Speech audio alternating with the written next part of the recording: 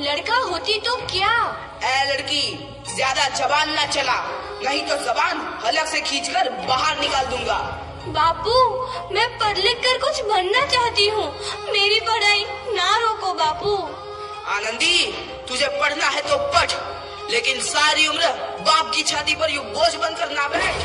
पर बापू, अभी तो मेरी उम्र पढ़ाई लिखाई की है, मुझे पढ़ लिख कर डॉक्टर बनना है। पढ़ाई पढ़ाई पढ़ाई, आज तो तेरी किताबों का काम तमाम करके ही छोड़ूंगा। ये ले। नहीं बापू, मत फाड़ो बापू। मत छोड़ी। नहीं बापू, नहीं। बापू, ये तुमने क्या किया?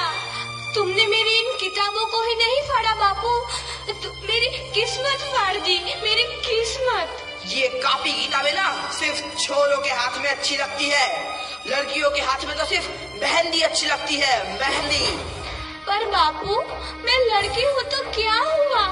लड़का और लड़की तो हमारी दोनों आँखों के समान होते हैं।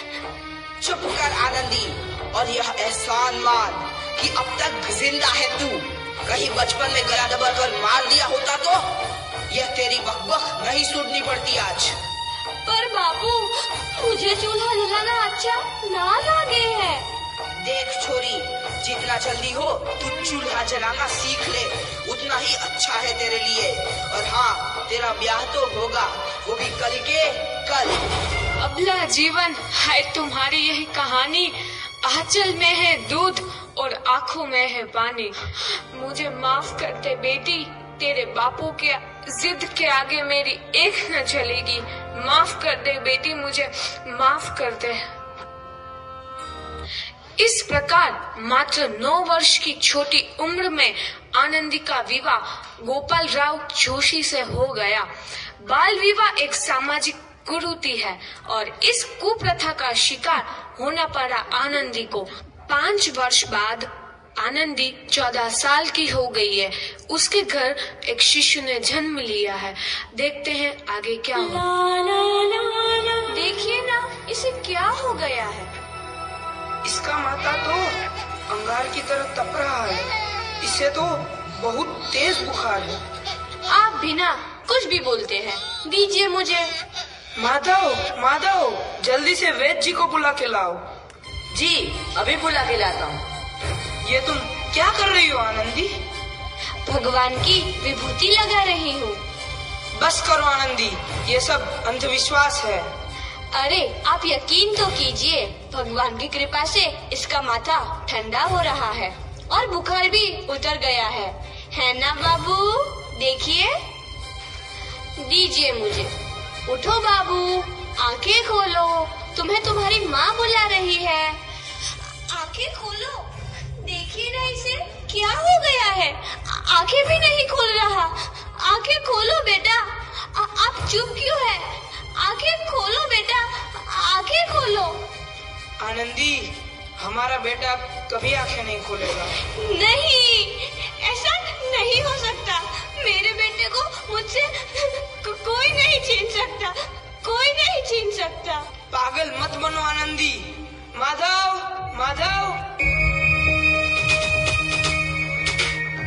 आनंदी, बंद करो ये पागलपन। भगवान ने मेरा बच्चा छीन लिया।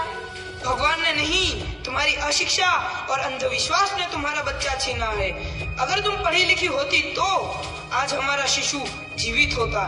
तुम अनपढ़ थी आनंदी, अनपढ़। नहीं, अब मैं अनपढ़ नहीं रहूंगी मैं अनपढ़।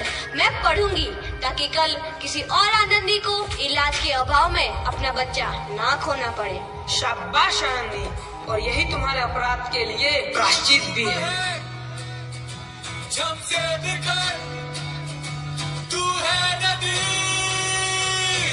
आनंदी, तुम्हारी 12वीं का परिणाम आ गया है। तुमने पूरे कॉलेज में प्रथम स्थान अर्जित किया है।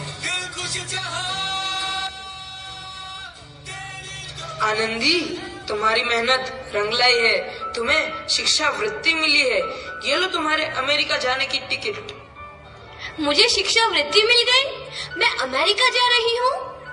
पर ये सब मैं अकेले कैसे कर पाऊंगी? आनंदी, अपने आप को इतना कमजोर क्यों समझ रही हो?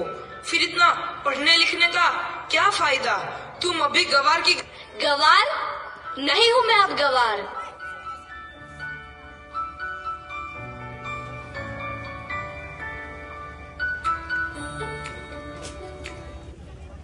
तो इस प्रकार 7 अप्रैल 1883 को आनंदी अमेरिका के पेंसिल्वेनिया के लिए रवाना हुई और 3 साल बाद उन्होंने डॉक्टर ऑफ मेडिसिन की उपाधि प्राप्त कर ली।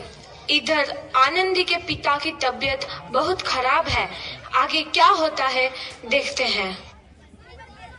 लगता है अब मेरे जाने का समय आ चुका है। अब मैं नहीं बचूंगा। ऐसा मत बोलो। शहर के सिटी हॉस्पिटल में अमेरिका से डिग्री लेकर कोई बड़ा डॉक्टर आया है। एक बार वहाँ चलकर दिखा लेते हैं। हाँ सही बोला भैया, कम से कम दिल को तसल्ली तो मिल जाएगी। हाँ हाँ चलो चलो जल्दी हॉस्पिटल चलते हैं।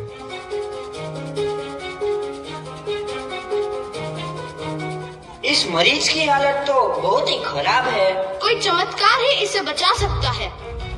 ऐसा मत बोलो भाई, डॉक्टर साहब कब तक आ जाएंगे? लो आ गई डॉक्टर मैडम। डॉक्टर मैडम जल्दी देखिए, मरीज की हालत बहुत ही खराब है।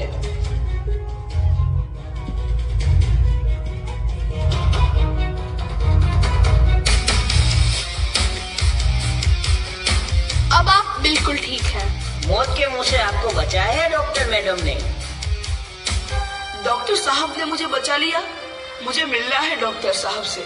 डॉक्टर साहब नहीं, डॉक्टर मैडम बोलो। डॉक्टर मैडम, उन्होंने ही तुम्हें जीवन दान दिया है। लो आ गई डॉक्टर मैडम, मिल लो उनसे। डॉक्टर मैडम आपका बहुत बहुत धन्यवाद। आपने मेरी जान बचाई। इसके बदले में मैं गरीब भला आपको क्या दे सकता हूँ?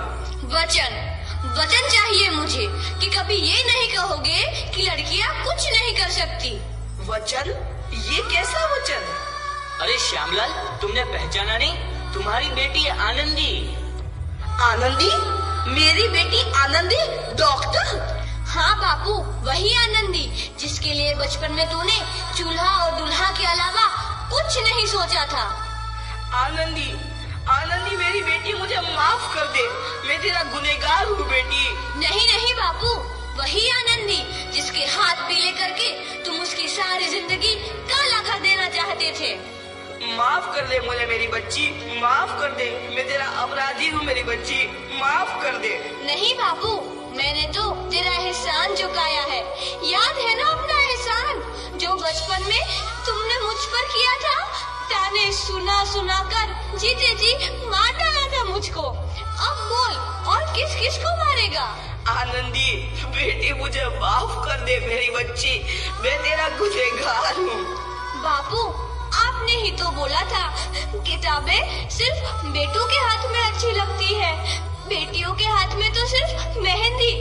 बेटों और बेटियों में फर्क करना तो आंखों में फर्क करने समान है।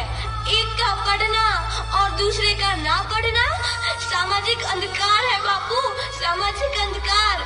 उपकार मांगता हूँ मैं तुझ जैसी बेटी का, जिसने सारी उम्र मुझसे कुछ ना मांगा। मांगा तो सिर्फ बराबरी का दर्जा, वरना सच तो यह है कि मैं तेरी माफी के लायक भी ना हूँ।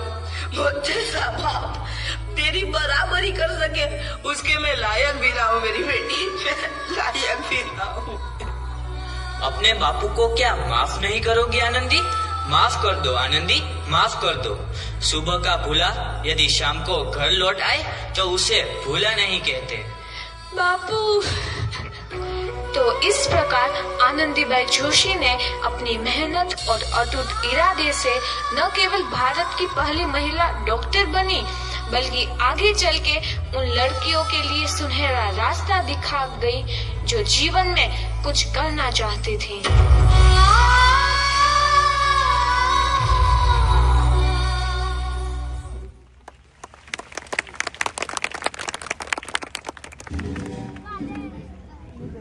Negro, também era os médicos, não,